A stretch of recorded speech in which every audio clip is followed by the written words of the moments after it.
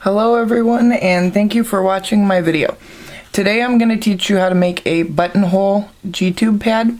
These do not have any buttons, snaps, or Velcro on them. It is just a hole in the center.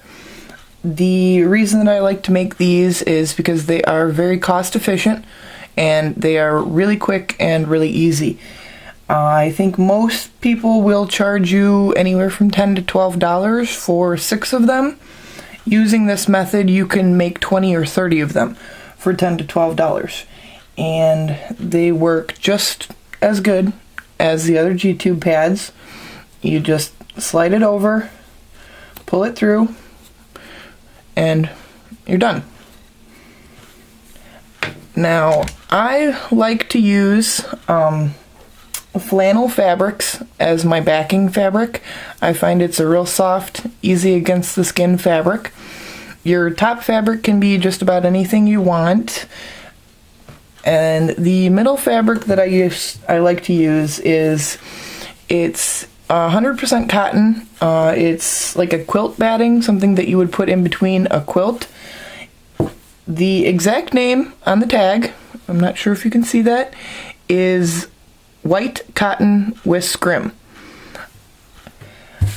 I found this on clearance at our Walmart, and I would highly recommend checking the clearance areas and, more importantly, the fabric remnant areas of your local fabric stores, craft stores, Walmarts. You can find some great deals, and that will make this project even cheaper to do. I first like to start out by marking all of the areas which I'm going to be making the pads, and then I will pin all 3 layers together. You have your top layer and your batting, your cotton, and the reverse of the flannel layer. If you have any that are really close to the edge, these ones are poor examples of that, but if you do have any that it comes real close to the edge, I would start sewing right there with your foot, because for some reason it's just easier to do it that way. But I am not going to sew that one today because I do not have the thread color I want. Today I am going to be making a little Christmas one. I have a white flannel on back, I have my cotton batting, and then we have this little reindeer I've marked out with a circle. Now, for my circles, I use a sippy cup lid. For the darker fabrics, I'll use a Crayola marker. It's machine washable, non-toxic. You can also buy fabric pens. For this one here, I actually ended up using a white crayon because that's all I had. And I am going to show you my settings on my machine. This is just a very basic sewing machine, nothing fancy about it. Now, for the diameter, circumference of the pad, I like to use a zigzag stitch. There's nothing that says you can't use a straight line, but I really enjoy the way that the zigzag looks, and I like to use the thread as an accent color to the G-tube pad. So I use the number 3 on my zigzag setting, and then this one here is how close your stitches are together. I like to keep them as absolutely close together as possible.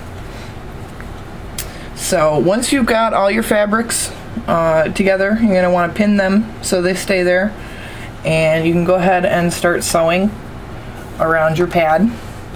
Now, from what I have experienced is the faster you sew with your presser foot, the harder you push down on the foot, and the slower you move your fabric around in a circle will dictate how closely your stitches are going to stay together. So I would highly recommend stitching it very quickly, pressing down very hard on the on your pedal, but move the fabric slowly in a circle, and that'll give you a nice clean finish. So that is going to be what we will start with, is the circle around our edge.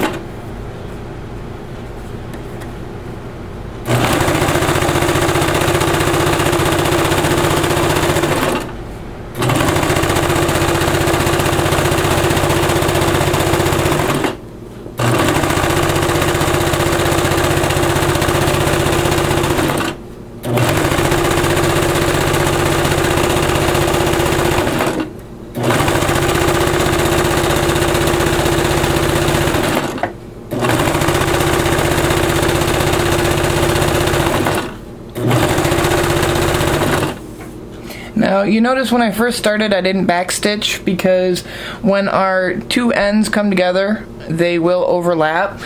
So I will backstitch at the very end of the circle, but I don't worry about doing that in the beginning.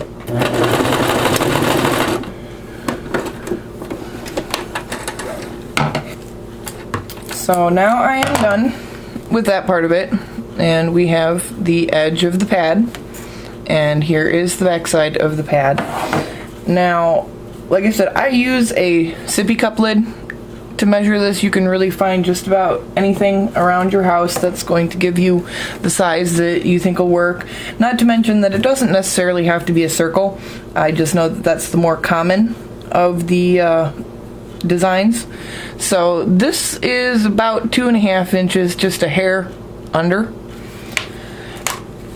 Now we're going to start doing the center, the buttonhole portion of it, and I'm going to go back up here. My zigzag setting, I like to turn that down to a 2, just because I don't want that stitch in the center to be quite as wide as on the edge, but that's the only thing that I'm going to change.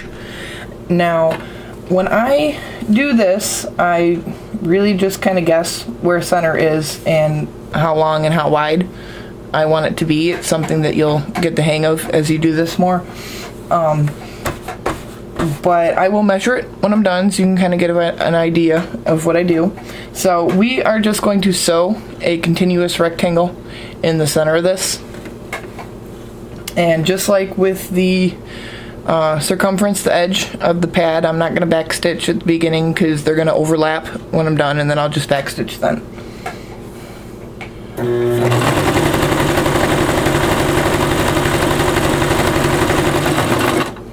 So once you get to where you want to turn, you're going to make sure that your needle is down. Go ahead and lift up on your foot and turn your fabric. And then you're only going to go over just a hair here because you don't want it to be that wide.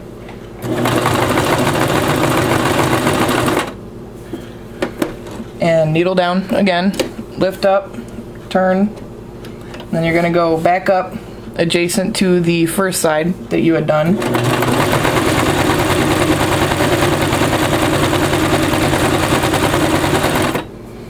Needle down. I like to use the pattern when at all possible to make sure I'm lined up with the other side, but when you lift up your foot you can always look underneath and make sure that you are.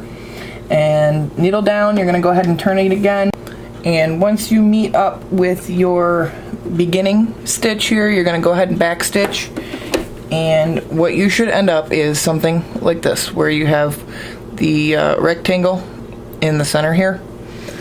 Now at this point here, you can go ahead and cut out your G-tube pad if you want.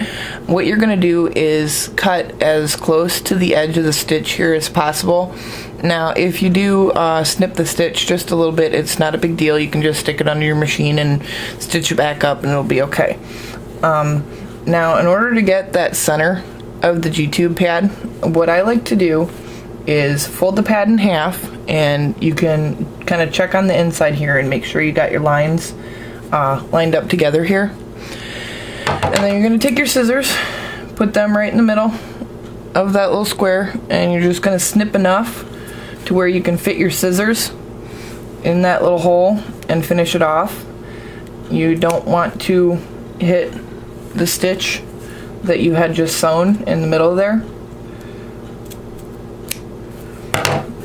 And that's it. So once I cut this out, I will be done with this G-tube pad. And like I said, it's very easy, it's very quick, and you just slide it on in and you're done with it. Let's see, it was a little over an inch was the size of the square in the middle that I made. Now, these are most definitely machine washable, and you can most definitely put them in the dryer. However, I find that if you do put them in the dryer, they tend to curl a little on the edges. So what I would do is I would wash them in your machine and I would lay them out flat to dry. I actually prefer hand washing mine because I think they get cleaner. I don't think washers were meant to wash something quite this small. But if you have a really good washer, then throw it in. It'll be perfectly safe, I promise you. So if you have any questions or any troubles, feel free to message me or leave a comment and I will do my very best to get back to you. But these pads are great. I make them for my daughter. She has a G-tube. They're very absorbent. The fabric here is super soft, and I really think you're going to be happy with this product. So let me know how yours turn out. Thanks for watching.